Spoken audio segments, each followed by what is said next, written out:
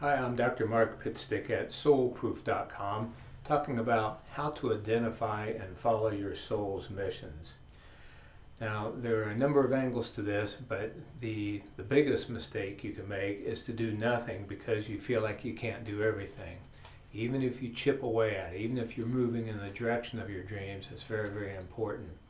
And don't judge the outcome. You never know what the effects will be, what the ripples will be of even little outreaches and steps that you make. I learned this many years ago. I gave a talk at our Majestic Theater in Chillicothe, Ohio. We promoted it a lot. We were all set up for a capacity crowd of 300. Well, it turned out to be the first warm Saturday in May after a long, dreary winter. And I thought, well, maybe we'll only have 200. We had done a lot of promotion and we were all set. Hour before, no one there. I thought maybe 100. Anyway, long story short, we got the seminar in place on time. 15 people were there. Half of them were family and friends. I was shaken, to say the least. I felt discouraged, but the show must go on.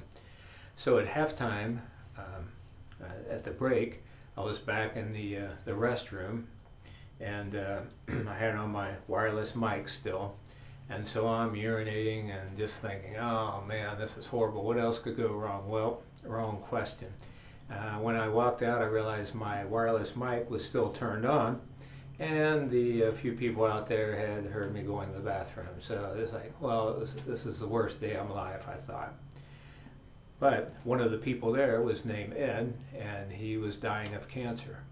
And as a result of him hearing the talk, he came to me several times. His health was too far beyond, but we talked a lot about spiritual topics, and it was a great relief to him.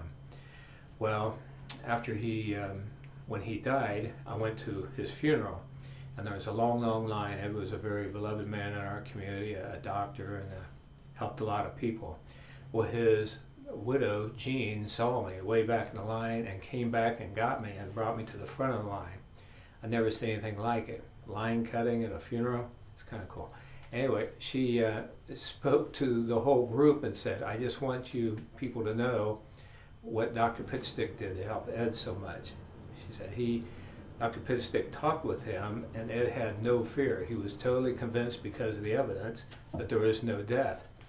Well, a couple days before he died, Ed was in a coma, and we thought that was it. That'd be the last time we talked to him. But then, just before he died, he awakened, and he was very excited, but he couldn't talk because he hadn't drank any water for several days.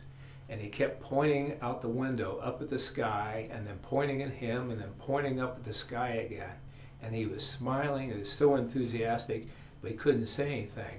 And so Jean started to leave the room to get a glass of water, and he said, don't leave, he croaked out, don't leave. And she came over and said, oh honey, I would never leave you. And he said, I love you, and closed his eyes and died.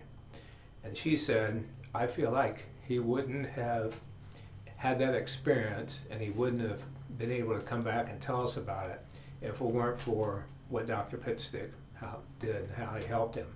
So, you tell me, the experience at the Majestic, was that my worst failure as one of my greatest successes? So that's exactly what I mean by you can't judge the impact of your outreaches. So don't, just do what you feel called to do. We'll talk more about identifying and following your soul's mission.